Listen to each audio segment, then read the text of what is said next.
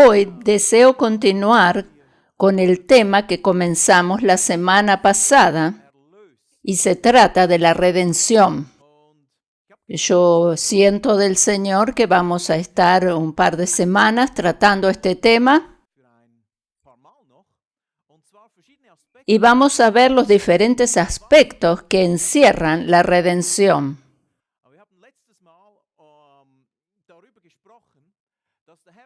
La semana pasada dijimos que el Señor nos redimió por medio de su muerte en la cruz de la maldición del afán. Aleluya. Él nos redimió de la maldición del afán, del desasosiego, de la intranquilidad. Él nos libertó de la maldición de tener que ganar el pan con esfuerzo y agobio, de los cardos y espinas como resultado de nuestro trabajo, y nos trasladó a su reposo. Él nos trasladó en su reposo. Y en esa posición estamos como creyentes. Allí deberíamos mantenernos constantemente en ese reposo. Pero el Señor nos liberó de mucho más, nos redimió de mucho más. La obra de redención es mucho más completa de lo que creemos. Y el tema de la redención en sí no es nuevo para nosotros los creyentes, si bien se ha predicado mucho sobre él.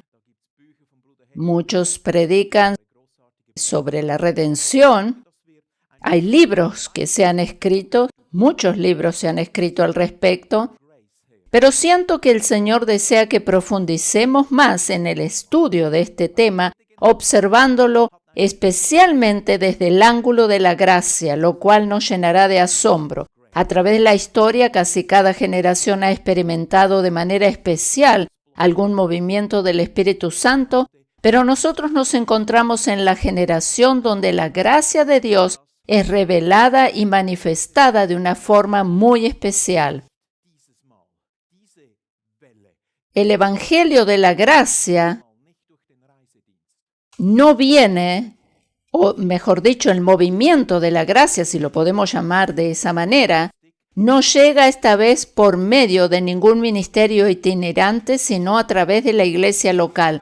Cada movimiento espiritual, denominado también ola, posee justamente la misma característica que ella. Emerge, tiene un punto alto, luego baja y finalmente desaparece o pasa. Pero este movimiento de la gracia no viene o no llega por medio del ministerio itinerante. El ministerio itinerante, como dije, es muy importante y ocupa un lugar importante en la construcción y fortalecimiento de la iglesia local, y es muy bueno. Dichos ministerios son de gran bendición e inspiración para la iglesia local, ya que presentan una perspectiva fresca y diferente sobre lo que Dios hace en sus hijos y a través de ellos en otras partes del mundo. Sin embargo, el movimiento de la gracia no llega esta vez por medio de ningún ministerio itinerante, sino a través de pastores de iglesias locales alrededor del mundo. Este no es un movimiento que comienza y alcanza un punto alto y pasa como el efecto de la ola, sino que permanece. Personalmente deseo recalcar que yo no estoy predicando el mensaje de la gracia como si fuera algo que está de moda y que probablemente en algún momento pasa y deja de ser.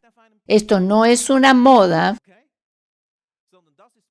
Yo quiero recalcar esto, yo no estoy predicando esto simplemente porque sea una moda, sino que la gracia de Dios es lo que me hace vivir cada día. Por ella es que me muevo, soy y existo.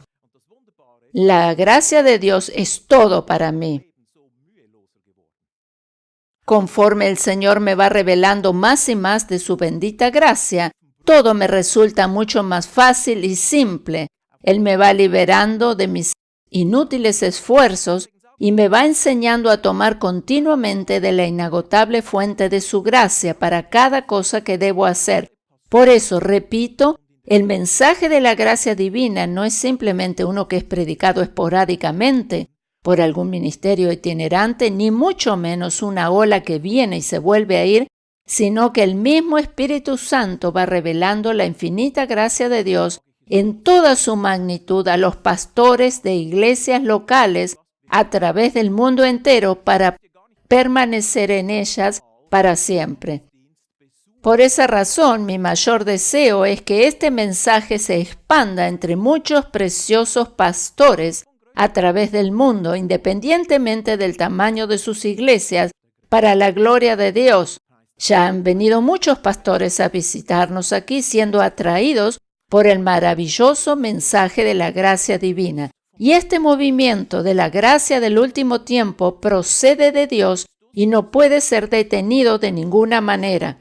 Como dije, en nuestro tema anterior tratamos el aspecto que Cristo nos redimió de la maldición de la fam, ofreciéndonos entrar en su reposo.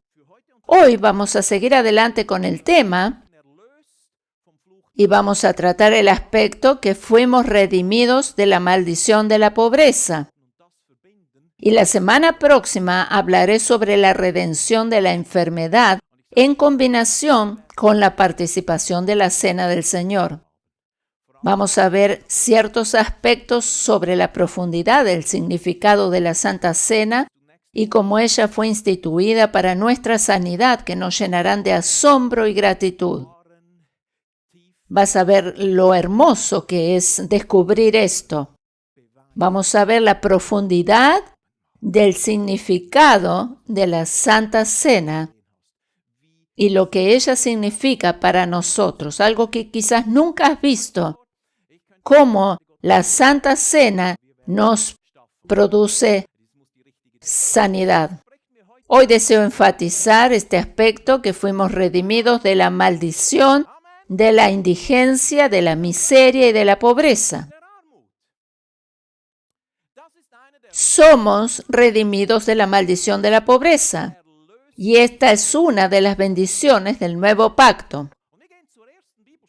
Redimidos de la maldición de la pobreza. Vamos a considerar lo que nos dice el libro de Deuteronomio, capítulo 15, versículo 4.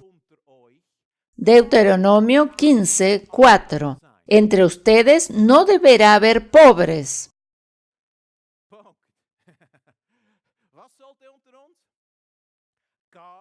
Esto es lo que dice la palabra. ¿Qué es lo que no debe haber entre nosotros? Ningún pobre. ¿Es la pobreza la voluntad de Dios para sus hijos? No. Nunca, de ninguna manera, nunca jamás ha sido la pobreza su voluntad para sus hijos, sino el bienestar en todos los aspectos. Él es un Dios de bienestar y lo demuestra en sus obras. Entre ustedes no deberá haber pobres, porque el Señor tu Dios te colmará de bendiciones en la tierra. Cuando hay bendición de Dios, no hay lugar para la pobreza. Te colmará de bendiciones en la tierra que Él mismo te da para que la poseas como herencia. Sabemos que esto tiene que ver con el antiguo pacto, pero el Señor nos muestra que no debe haber ningún pobre entre nosotros. ¿No es una buena noticia esta? Esta frase ya alcanzaría o sería bastante suficiente, más que suficiente para derribar cualquier teología errónea en cuanto a este tema. El Señor nos da más que un pasaje para corroborar esto y vamos a ver el otro pasaje, así como en Deuteronomio 15 y el Evangelio de Lucas capítulo 4, está hablando del año del jubileo, el año de justicia social para Israel. Eran perdonadas las deudas cuando era el año del jubileo. Esos eran años de justicia social en Israel, pues se perdonaban las deudas o se le remitía a la persona aquello que debía, entre otras cosas. En Lucas capítulo 4, versículos 18 y 19, leemos que Jesús dijo, el Espíritu del Señor está sobre mí. ¿Y qué dice? como primera cosa, por cuanto me ha ungido para dar buenas nuevas a los pobres. También hay otras cosas que él enumera aquí, pero la primera cosa que enumera es las buenas nuevas a los pobres. La primera cosa que leímos en Deuteronomio capítulo 15 era que no debía haber pobres entre nosotros. Lo primero que dice Jesús aquí, unas buenas nuevas a los pobres. ¿Cuáles serían las buenas nuevas para una persona pobre? Seguramente que si le hablamos de bautismo del Espíritu Santo o de sanidad, no va a solucionar esa necesidad material que esa persona tiene. Lo bueno es que le digas, el Evangelio tiene poder para sacarte de tu indigencia. Y el próximo pasaje que vamos a considerar nos va a explicar la razón de esto. Vamos a terminar de leer este versículo. El Espíritu del Señor está sobre mí, por cuanto me ha ungido para dar buenas nuevas a los pobres. Y por eso tenemos que predicar este mensaje. Tenemos que hablar y predicar continuamente sobre el tema de las finanzas de acuerdo al Evangelio. Pues la fe viene por el oír de la palabra de Dios. Tú no puedes desarrollar tu fe si no escuchas el mensaje de la palabra. Primero viene la palabra y luego nace la fe para creer lo que la palabra dice. La palabra es clara y precisa y te hace conocer la voluntad de Dios. Por eso la palabra, como dije, es clara y precisa y nos muestra la voluntad de Dios. Seguimos leyendo el versículo. Me ha enviado a sanar a los quebrantados de corazón. Aquí está hablando de sanidad. Y también a pregonar libertad a los cautivos, sanar a los quebrantados de corazón, vista a los ciegos, poner en libertad a los oprimidos. Aquí también nos habla de la redención o el perdón de los pecados. Y el versículo 19 dice a predicar el año agradable del Señor. Este es el año del jubileo. Este es el año de la remisión. Aquí se refiere Jesús a ese año agradable o año de gracia o favor del Señor, y se refiere al año de remisión, restitución o redención. Y ahora vamos a seguir leyendo en el versículo 20. Y enrollando el libro lo dio el ministro y se sentó, y los ojos de todos en la sinagoga estaban fijos en él. Y comenzó a decirles, hoy, yo amo al Dios del tiempo presente. Yo amo al Dios del tiempo presente.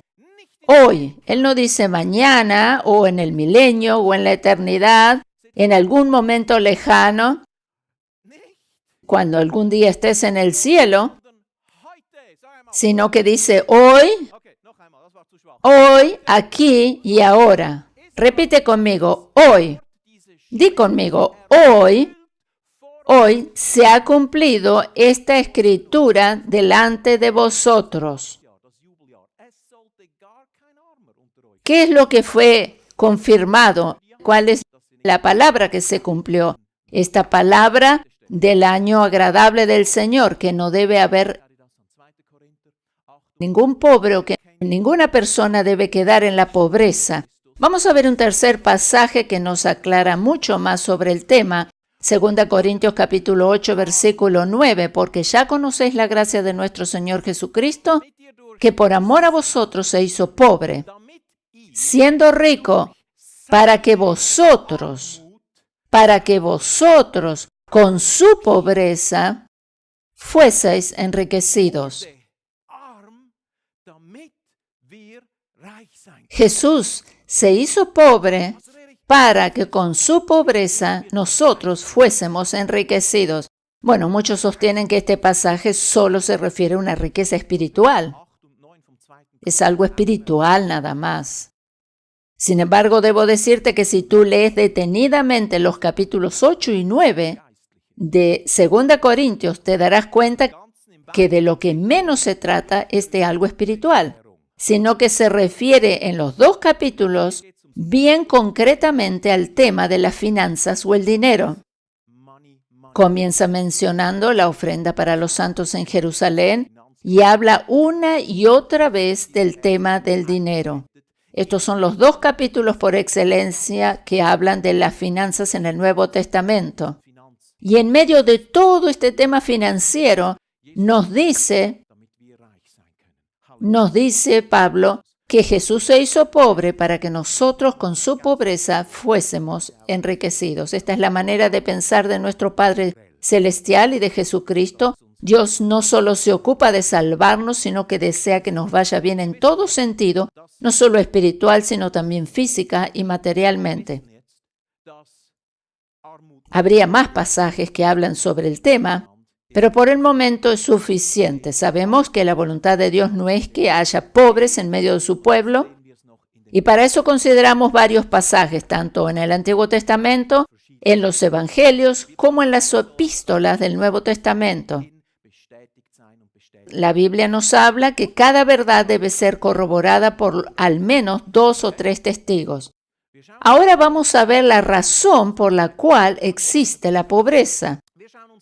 Vamos a ver la razón o el origen de la pobreza. Y para esto vamos a volver al libro de Deuteronomio, capítulo 15, y ahora vamos a leer los versículos 4 y 5.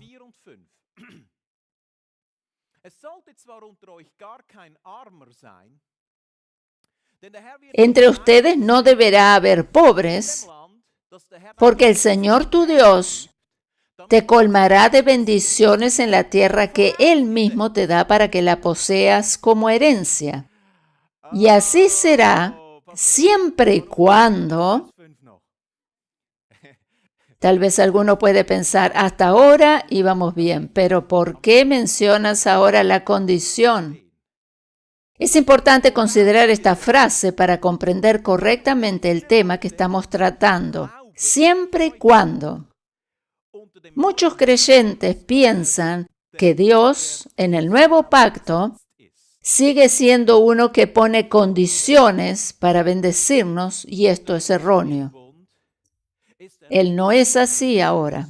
En el nuevo pacto, Dios nos bendice a través de Jesucristo, quien por medio de su sacrificio en la cruz cumplió de una vez y para siempre con todos los requisitos necesarios. Sin embargo, tenemos que considerar la frase siempre y cuando para comprender cuál es la razón de la pobreza en el antiguo pacto bajo la ley. Y así será en el versículo 5, siempre y cuando obedezcas al Señor tu Dios y cumplas fielmente todos esos mandamientos que hoy te ordeno. Pregúntale al que está al lado tuyo o pregúntate a ti mismo, ¿has sido fiel? ¿Has sido fiel en este último tiempo en cumplir todos los mandamientos siempre y cuando obedezcas al Señor tu Dios y cumplas fielmente todos estos mandamientos que hoy te ordeno? En el antiguo pacto había una condición para evitar la pobreza y era obedecer al Señor y cumplir fielmente con todos sus mandamientos. Y de esto deducimos que de acuerdo a la ley, la razón de la pobreza era la desobediencia, o sea, tenías que obedecer al Señor. Este es el origen, o podríamos decir que el origen de la pobreza es la desobediencia. De acuerdo a la ley, por supuesto. De acuerdo al antiguo pacto, la razón de la pobreza es la desobediencia. Este es un pasaje clave en el tema que estamos tratando. Ahora vamos a hacernos la siguiente reflexión. Si la razón de la pobreza es la desobediencia, ¿cuál es entonces la razón del bienestar? Y esta no es una pregunta capciosa, sino que es una reflexión que nos debemos hacer. Y ahora comienzo a desarrollar en sí el tema. Y ahora vas a descubrir algo que nunca antes lo habías visto de esta manera. ¿Estás preparado? Okay, lass mich so sagen. Der Grund für Armut ist Ungehorsam. La razón de la pobreza es la desobediencia. ¿Cuál es la razón del bienestar? Entonces, es el favor inmerecido de Dios. Es el favor inmerecido de Dios. A pesar que la desobediencia es la razón de la pobreza, no nos hacemos acreedores al bienestar por medio de nuestra obediencia, sino solo a causa de su favor inmerecido, independientemente de nuestro comportamiento, sea el correcto o no. Por eso no es la obediencia, no es nuestro comportamiento correcto o no, sino es su favor inmerecido. Y esto que acabo de decir, lo voy a fundamentar por medio de varios pasajes bíblicos. De alguna manera, la iglesia cristiana ha logrado enseñar por muchísimo tiempo que nuestra obediencia es el factor determinante para recibir las bendiciones divinas. Por medio de esta enseñanza, fue quitado de su lugar el favor inmerecido de Dios y fue reemplazado por el esfuerzo humano de la obediencia.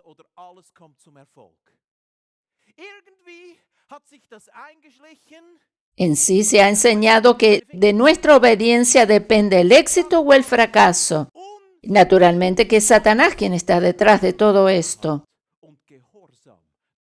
O sea, el favor inmerecido de Dios quedó de lado y pasó a ser reemplazado por el esfuerzo humano de la obediencia. Esta forma de pensar debe ser cambiada de una vez y para siempre. Yo no estoy diciendo con eso que desde ahora en adelante debemos ser desobedientes. De ninguna manera, no me malinterpreten, por favor. La obediencia es algo maravilloso y es justamente en el Nuevo Pacto donde encontramos cuál es la verdadera obediencia, a saber, la obediencia de la fe. Esto es precisamente lo que la Biblia nos dice cuando habla que el Evangelio se ha dado a conocer a todas las gentes para que obedezcan a la fe. En otras palabras, podemos decir que en el momento en que llegamos a Cristo, por medio de la fe, en Él somos obedientes para siempre. Por esta razón, de acuerdo al nuevo pacto, lo único que nos resta por hacer a los creyentes, después de aceptar a Cristo, es seguir la guía del Espíritu Santo. En el nuevo pacto, no es la obediencia humana la condición determinante para recibir las bendiciones de Dios, sino que nosotros, como seres humanos, no podremos nunca ser obedientes al 100%. Por esa razón es que al recibir a Cristo por la fe, nos hacemos acreedores a su obediencia. Lo único que nos resta por hacer es seguir la guía del Espíritu Santo. En el Antiguo Pacto está bien detallada la condición para ser bendecido. Siempre y cuando obedezcas al Señor en todo y no seas rebelde. La ley siempre nos dice, si hacemos lo bueno, recibimos lo bueno. Pero bajo el nuevo pacto es diferente. La obediencia en el nuevo pacto se expresa de dos formas. La primera y principal es aceptar a Cristo como Salvador por medio de la fe, y la segunda es seguir la guía interior del Espíritu Santo.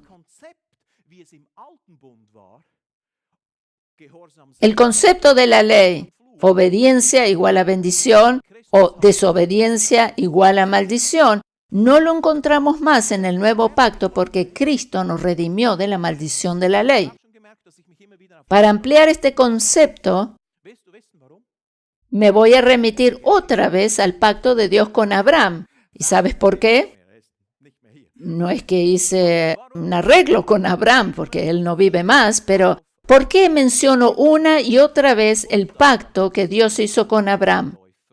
Porque el motivo es que ese pacto, el pacto abrahamítico, es el antecesor del nuevo pacto. El pacto abrahamítico es un pacto de gracia y un símbolo del nuevo pacto en Cristo Jesús.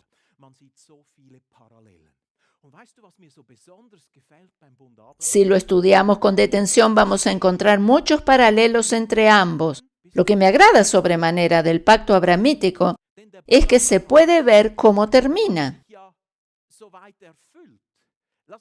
en la Biblia, vemos la vida de Abraham hasta el final y por lo tanto toda la repercusión del pacto que Dios hiciera con él. Nosotros vemos en la palabra todas las manifestaciones o los beneficios que dio ese pacto en la vida de Abraham. Si bien el nuevo pacto de Jesucristo está todavía vigente y no culminó aún, podemos saber cómo va a terminar porque ya conocemos el pacto abrahamítico, el cual es su antecesor. Hay distintas dispensaciones, pero antes que vengan el milenio y otras dispensaciones, está vigente en el momento el pacto de la gracia.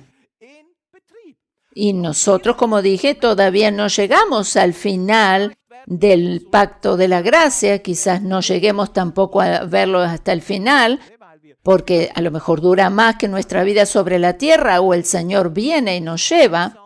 Por eso es interesante contemplar la vida de Abraham, porque toda ella, desde el nacimiento hasta la muerte, se desarrolló bajo el pacto de la gracia. Para poder comprender mejor qué es el favor inmerecido de Dios y no nuestra obediencia humana, lo que nos lleva a gozar del bienestar, vamos a observar algunos ejemplos en la vida de Abraham, quien nunca estuvo bajo la ley, sino bajo la gracia. Y vamos a ver cómo ese favor inmerecido de Dios se demuestra en su vida, y no es nuestra obediencia humana o nuestro mérito que nos lleva a gozar de ese bienestar.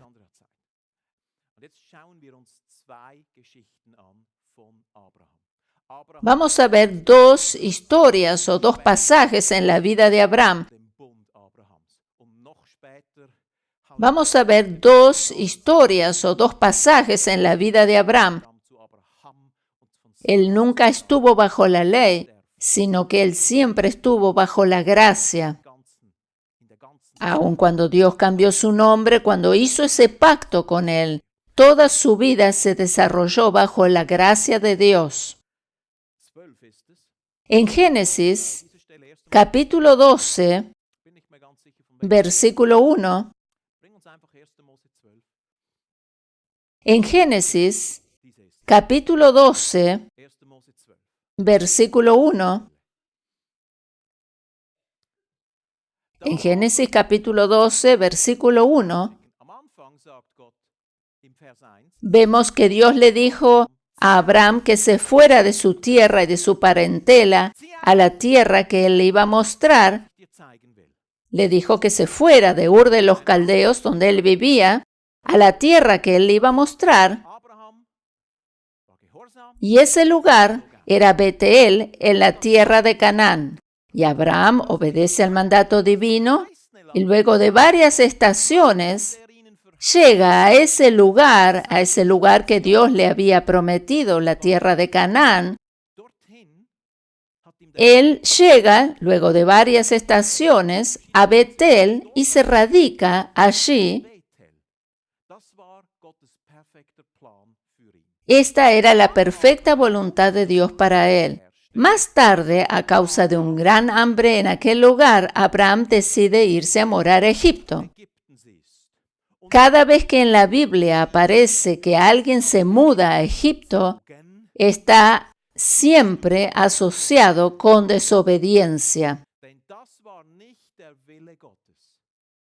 No era la voluntad de Dios que Abraham, quien por aquel tiempo todavía se llamaba Abraham, Dios no había cambiado su nombre, no era la voluntad de Dios que se fuera a vivir a Egipto. El hecho de haberse ido allí a causa de la hambruna en Betel le ocasionó un sinnúmero de problemas.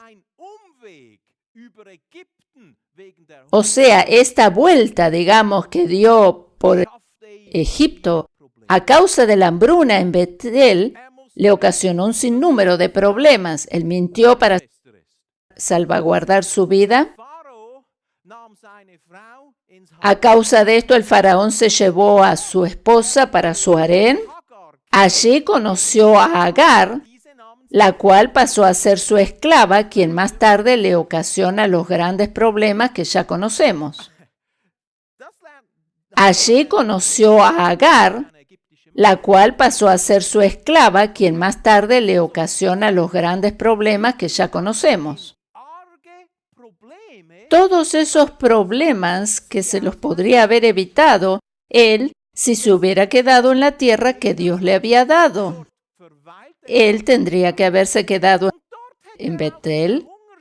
Debería haber permanecido allí a pesar de la hambruna, confiando que Dios, quien lo llevó hasta allí, era más que suficiente para proveerle de comer. Sin embargo, él, lleno de temor, se dedica a hacer un gran rodeo hasta Egipto, que más tarde le depara no pocos inconvenientes. Y esta historia la vamos a ver más de una vez en su vida. Este paso de desobediencia incluso lo vemos también en las siguientes generaciones. Su hijo Isaac trató de ir a Egipto y Dios lo detuvo en la frontera. Su nieto Jacob se fue a Egipto cuando no lo debía haber hecho. Y más tarde todo el pueblo de Israel estuvo cientos de años allí en esclavitud. Esa nunca fue la voluntad de Dios para ellos. El gran problema de Abraham fue haberse ido a Egipto en lugar de quedarse en Betel y confiar que Dios le iba a proveer en ese tiempo de extrema necesidad. Y en el versículo 11 del capítulo 12 dice, y aconteció que cuando estaba por entrar en Egipto, dijo a Sarai su mujer, he aquí, ahora conozco que eres mujer de hermoso aspecto. Ella tiene 65 años, él tiene 10 años más. Y dice, cuando te vean los egipcios, dirán, su mujer es. Algunos dicen, bueno, esto habla solo de una belleza interior. Por supuesto que ella después también tiene una belleza interior, aun cuando Dios le cambia su nombre, más todavía. Pero aquí no habla de una belleza interior solamente, pues si así fuera, no hubiese pasado lo que sigue, ya que los egipcios no eran espirituales para nada. Ellos miraban solamente el aspecto exterior de la mujer. Ellos no miraban la belleza interior. Los egipcios miraban con los ojos físicos y miraban el aspecto exterior de la mujer. Y por eso Abraham dice, cuando te vean los egipcios, dirán, o sea, miraban que ella era una mujer bella. Cuando te vean los egipcios dirán, su mujer es, y me matarán a mí, y a ti te preservarán la vida. Y en el versículo 13 leemos, ahora pues, di que eres mi hermana, para que me vaya bien por causa tuya, y viva mi alma por causa de ti. Y aconteció que cuando entró Abraham en Egipto, o sea, hizo un rodeo por Egipto. Él no tendría que haber ido allí. Entonces, cuando llegó a Egipto, los egipcios vieron que la mujer era hermosa en gran manera. Y también la vieron los príncipes de Faraón y la alabaron delante de él. Y fue llevada la mujer a casa de Faraón. E hizo bien a Abraham por causa de ella. Él está actuando en desobediencia. Él está actuando en desobediencia y sin embargo es bendecido por Dios. Le va bien por causa de ella y como la tratan como si fuera su hermana y el faraón le da muchos bienes. Le da bienes, animales, digamos que en el tiempo actual serían los mejores autos de hoy en día y muchísimo dinero. Bueno, tenemos que verlo lo que sería hoy en día esto. En aquel tiempo eran ovejas, vacas, asnos, siervos, criadas, asnos, camellos. ¿Qué es lo que recibió? Él tuvo ovejas, vacas, asnos, siervos, criadas, asnas y camellos. Camellos serían los autos más costosos en este momento. Mas el Señor, dice en el versículo 17, hirió a Faraón y a su casa con grandes plagas por causa de Sarai, mujer de Abraham. Los egipcios no están haciendo nada malo, porque para ellos era normal eso. ¿Quién es que mintió? ¿Quién está en desobediencia. ¿Quién está haciendo ese rodeo por Egipto? Los egipcios o el faraón son mundanos, no saben hacer otra cosa más que pecar. No le puedes echar la culpa al faraón porque él no sabe hacer otra cosa. Él no la hizo buscar de Betel, sino que llegaron ahí a causa de Abraham. Y el versículo 18 dice, entonces Faraón llamó a Abraham y le dijo, ¿qué es esto que has hecho conmigo? ¿Por qué no me declaraste que era tu mujer? ¿Por qué no me declaraste que era tu mujer? Imaginémonos la escena, el hombre más poderoso de la tierra en ese momento prácticamente se pone de rodillas ante Abraham pidiéndole que se lleve a Sarai para que volviera a reinar la paz y la salud en su casa. Es como hoy en día un presidente de algún país importante dijera, ¿qué es lo que me hiciste? Este hombre era el más poderoso de la tierra en ese momento y le implora a Abraham que se lleve a Sarai. Le dice en el versículo 19, ¿por qué dijiste es mi mujer, poniéndome en ocasión de tomarla para mí por mujer? Ahora pues he aquí tu mujer, tómala y vete, tómala y vete. En el versículo 20 leemos, entonces Faraón dio orden a su gente acerca de Abraham y le acompañaron y a su mujer con todo lo que tenía. Para expresarlo en el lenguaje del 2012, diríamos que Faraón puso su guardia de corps para escoltar a Abraham, su mujer y todo lo que tenían, a fin de que no sufrieran ningún peligro de asalto para estar fuera de la ciudad o hasta estar fuera de la ciudad. Lo acompañan hasta salir de la ciudad y en el capítulo siguiente leemos, subió pues Abraham de Egipto hacia el Negev, él y su mujer con todo lo que tenía y con él Lot, con todo lo que había ganado a causa de esto que sucedió. Y Abraham era riquísimo.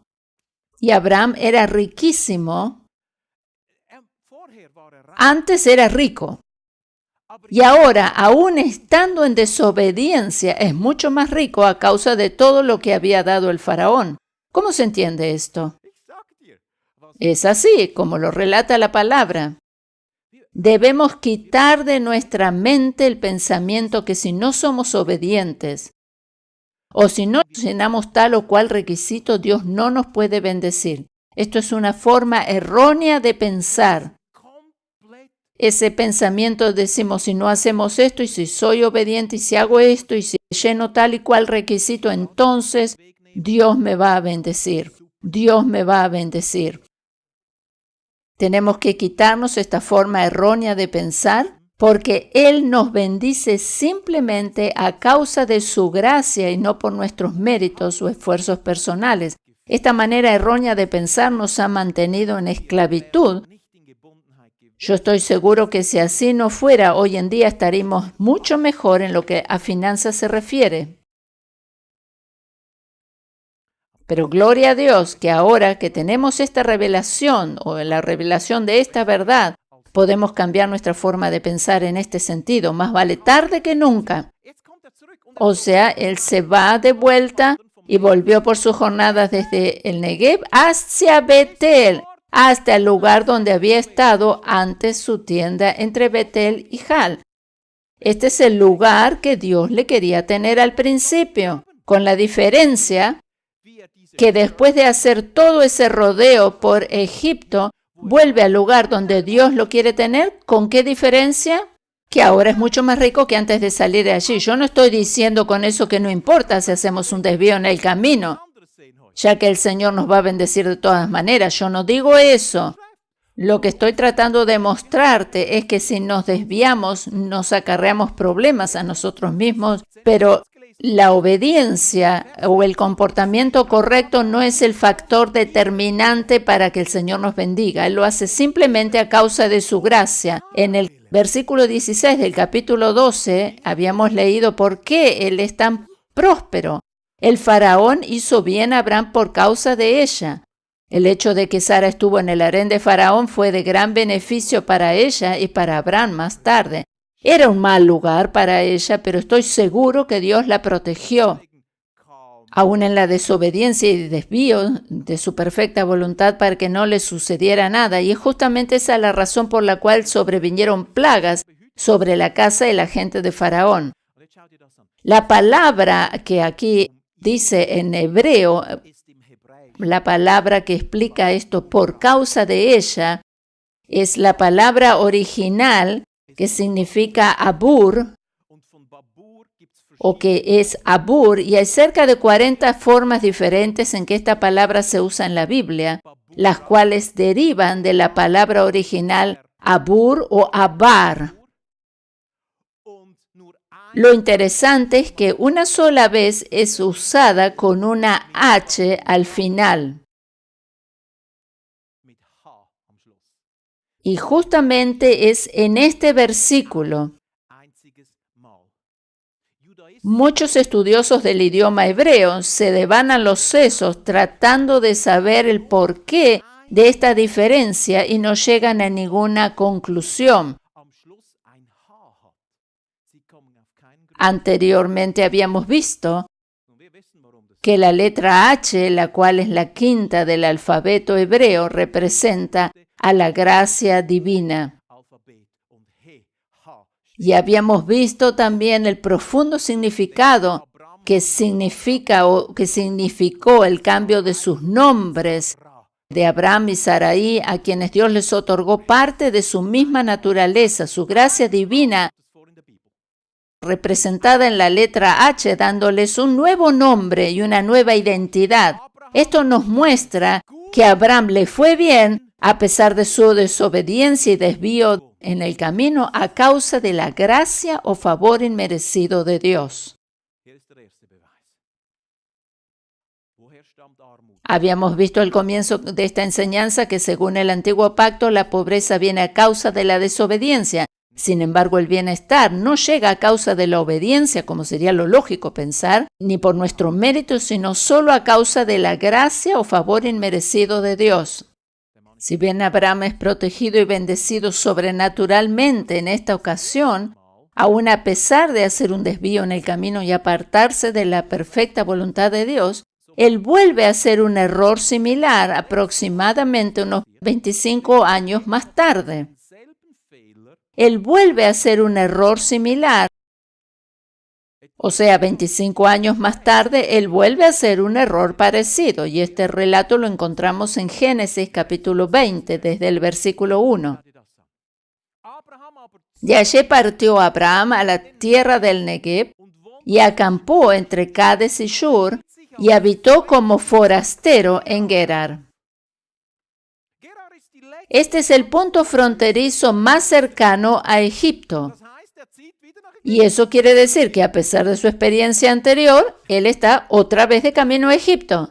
Sehen wir auch hier, Si seguimos leyendo el pasaje, vamos a ver que él se confronta a problemas similares a los anteriores. O sea, dicho en otras palabras, él se desvía otra vez de la perfecta voluntad de Dios. Gracias a Dios que a pesar de nuestros errores, Él nos bendice más de los que nos podemos imaginar o esperar. En el versículo 2 leemos, y dijo Abraham de Sara su mujer, otra vez lo mismo. No aprendió, parece. doof. Parece un insensato. Otra vez el mismo error, sabiendo todos los problemas que ya le ocasionó. Weißt du, wie viel Mal du ¿Sabes cuántas veces nosotros hacemos una y otra vez los mismos errores? Y dijo Abraham de Sara su mujer, es mi hermana. Y Abimelech, rey de Gerar, envió y tomó a Sara. Este no es el nombre de una persona, Abimelech, sino es un título real o posición jerárquica en la tierra de los filisteos. O sea, no es el rey que se llamaba así, sino era un título real o una posición jerárquica, como dije. Y debemos recordar que los israelitas han tenido la mayor cantidad de problemas generalmente con los egipcios o con los filisteos. Name einer Person, sondern ein No es el rey que se llamaba así, sino era un título real o una posición jerárquica, como dije. Siehst du, mit wem hatten die O sea, como dije, ¿con quiénes tuvieron la mayor cantidad de problemas los israelitas? ¿O con los egipcios o con los filisteos? Aber warum ¿Por qué es entonces que Abraham vuelve a ir en esa dirección y no se queda donde Dios le dijo? Entonces, en el versículo 3 leímos, pero Dios vino a Abimelech en sueños de noche y le dijo, he aquí, muerto eres a causa de la mujer que has tomado, la cual es casada con marido. Abraham es el que mintió. Él mismo es el que se vuelve a meter en un problema. Y Dios le dice al rey, muerto estás a causa de la mujer que has tomado. Todo esto nos muestra que Dios siempre, a pesar de la obediencia o desobediencia, se pone del lado de sus justos. Seguimos leyendo el versículo 4. Mas Abimelech no se había llegado a ella. Aquí tenemos otra prueba de la protección divina y dijo, Señor, ¿matarás también al inocente? Es como, dice, yo no hice nada malo. Yo no hice nada malo, Dios. Yo no la toqué. Y él tenía razón, porque él no había hecho nada malo. Era Abraham el culpable de todos los problemas. ¿Por qué siempre tenemos esa tendencia a pensar que cuando hacemos las cosas mal, Dios se enoja con nosotros? El hecho de ver cómo Dios protege y bendice a Abraham aún a pesar de sus yerros, me muestra que Él es un Dios bueno con sus hijos y mi corazón se llena de un gozo indescriptible. Habíamos leído el versículo 4, ahora leemos el 5. ¿No me dijo él, mi hermana es? Él es el que mintió, no yo. Y ella también dijo, es mi hermano, y ella también miente ahora. O por lo menos una media mentira. Con sencillez de mi corazón y con limpieza de mis manos he hecho esto. Este es un rey pagano. O sea, aunque es pagano, él está actuando correctamente. El que había actuado mal era Abraham. Él mintió. Ella también. Es como que él le dice, bueno, ellos tienen la culpa, Dios, yo no. Aquí vemos el poder de la justificación. O que Dios se pone del lado de sus justos. El versículo 6. Y le dijo Dios en sueños, yo también sé que con integridad de tu corazón has hecho esto, y yo también te detuve de pecar contra mí, y así no te permití que la tocases.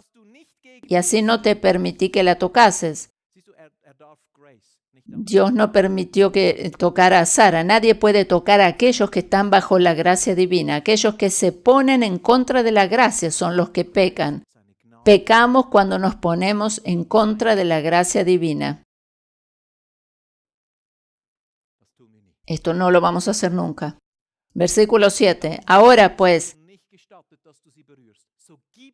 devuelve la mujer a su marido.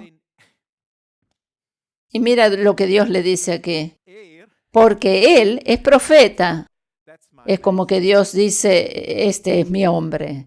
Él es un profeta. A pesar de que está en desobediencia, que miente, que le hacen mentir a Sara y que está fuera de su voluntad, Dios lo considera su profeta. Él está, como dije, en desobediencia, miente, hace un rodeo en el camino, ella también miente, pero Dios dice, este es mi profeta. Esto es algo grandioso. ¿Te das cuenta cuánto nos falta todavía para comprender la inmensidad de la gracia divina? Porque Él es profeta y orará por ti y vivirás. Él es el que hizo todos los errores. Y todavía ahora es como que va a orar por Él con imposición de manos. Él hace los errores y todavía va a orar por Él para que el rey viva. O sea, quedarás con vida. El rey no había hecho nada malo. Cuán triste es escuchar esas profecías amenazadoras que se le dan a muchos buenos creyentes que han cometido errores, diciéndoles que a causa de su desobediencia les espera el castigo y los hacen sentir miserables con un dedo acusador.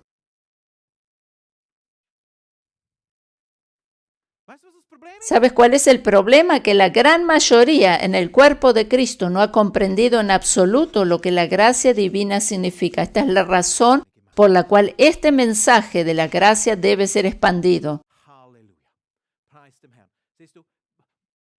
Aquellos que creen dichas profecías amenazadoras vuelven a ponerse otra vez bajo la influencia de la ley, pues comienzan a mirar qué es lo que tienen que hacer para agradar a Dios y a tratar de ganar su amor por medio de los méritos o esfuerzos propios.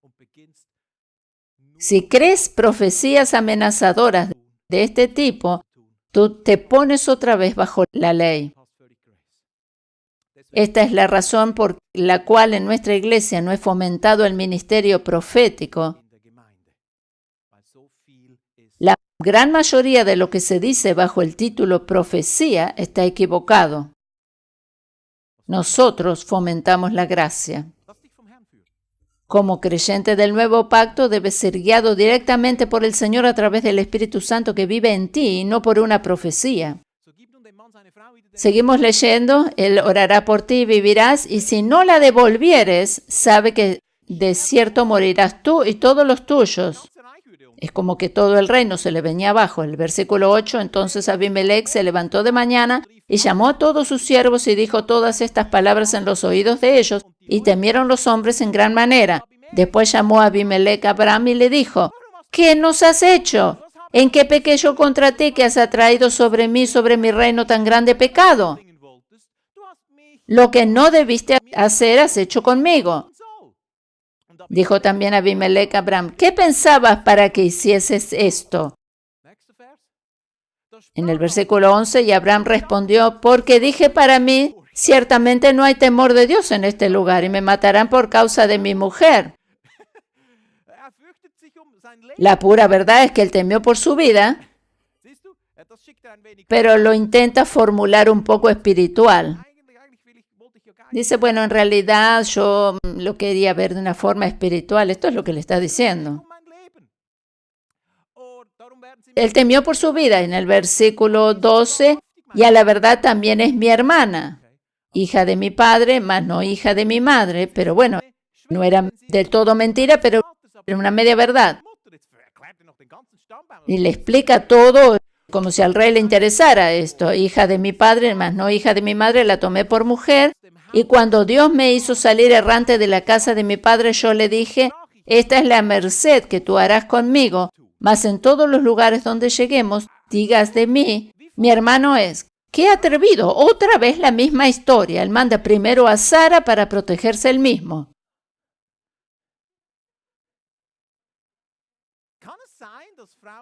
¿No será que muchas mujeres tienen problemas a causa de sus maridos?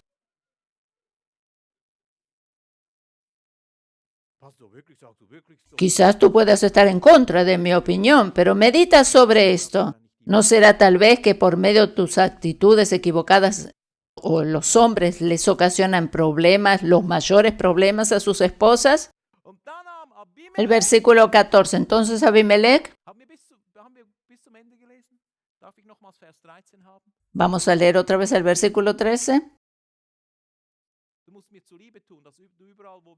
donde le dice a Sara, en todos los lugares donde lleguemos, digas de mí, mi hermano es. Y el versículo 14, entonces Abimelech tomó ovejas, digamos que eran los autos más lujosos de aquel momento, vacas, siervos, siervas, o sea, eran empleados que ya estaban pagados. Se los dio a Abraham y le devolvió a Sara su mujer. Es otra vez lo mismo. Este hombre era rico antes, ahora recibe más bienes y llega a ser tan inmensamente rico que más tarde veremos que no hay lugar para él y para Lot con todas sus posesiones. Se tienen que separar porque no tienen lugar. En el versículo 15, y dijo Abimelech, he aquí mi tierra está delante de ti, habita donde bien te parezca.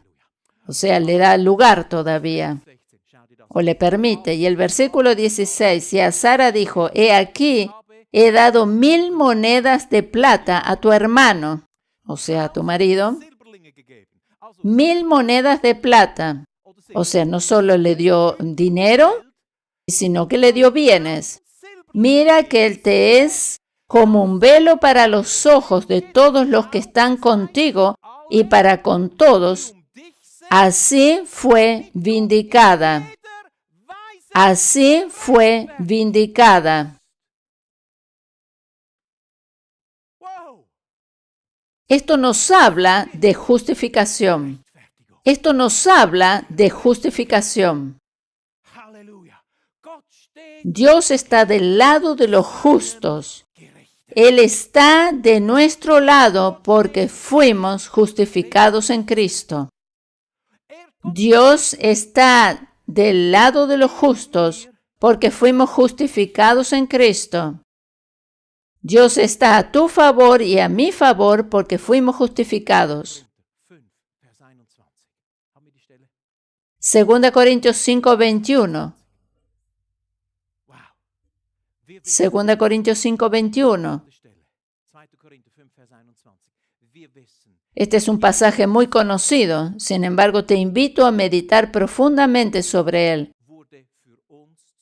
Dice, quien no conoció pecado se hizo pecado por nosotros.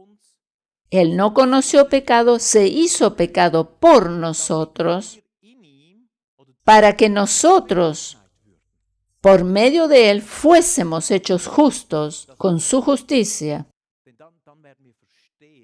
Vamos a meditar sobre esto y vamos a recibir más bendición y vamos a comprender la razón por la cual Dios bendijo tanto a Abraham a pesar de sus yerros. Por eso te voy a hacer una pregunta. ¿Pecó Jesús? No. La Biblia nos dice claramente que Él no cometió pecado, no conoció pecado. Sin embargo, Él fue hecho pecado a causa de nuestros pecados. A causa de nuestros pecados, Él fue hecho pecado. Él no tenía pecado. Esto te va a bendecir. Medita sobre esto. A causa de los pecados que Jesús tuvo que cargar sobre sí, Dios le tuvo que tratar como un pecador, porque Él llevaba sobre sí los pecados de la humanidad. Por esa razón, sufrió el oprobio. Por esa razón, murió en la cruz. Por esa razón, sufrió el oprobio, murió en la cruz, fue flagelado por los soldados romanos, murió primero física y luego espiritualmente, porque Él no había conocido pecado, pero a causa de nuestros pecados, Él fue hecho pecado, entonces Dios tuvo que tratarlo como un pecador. Es así, hasta ahí vas comprendiendo, ¿verdad? Ahora vamos a observar nuestra situación. ¿Éramos justos nosotros antes de conocer a Cristo? No. Nosotros nunca podíamos vivir una vida completamente agradable a Dios. Pero gracias a Jesús fuimos justificados delante de Él. Y por esa razón ahora Dios nos trata como justos, aún a pesar de nuestros yerros o pecados. Aun cuando erramos o pecamos, Dios no nos trata como pecadores, sino como justos porque estamos en Cristo. Abraham es el ejemplo perfecto de esto. Dios le trataba como justo a pesar de sus yerros y le bendecía como señal de su justicia. A pesar de todos los errores, Dios le bendecía como si fuera justo. Y Dios le bendecía como señal de su justicia con él. Por eso dije al principio que no obtenemos bienestar por medio de nuestra obediencia, sino por la gracia o favor inmerecido de Dios y su justicia. Por eso vamos a ver otro pasaje, Romanos capítulo 5, versículo 17. Pues si por la transgresión de uno solo reinó la muerte, muchos más reinarán en vida por uno solo, Jesucristo, los que reciben la abundancia de la gracia y el don de la justicia.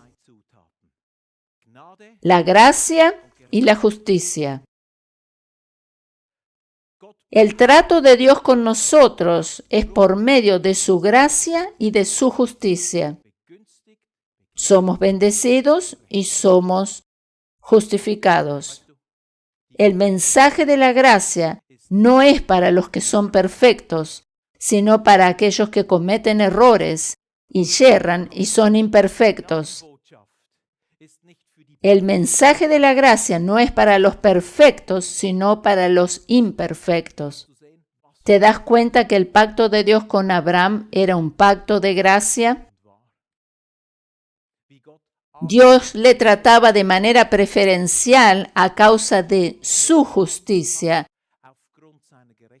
y no de acuerdo a los desvíos o yerros de Abraham.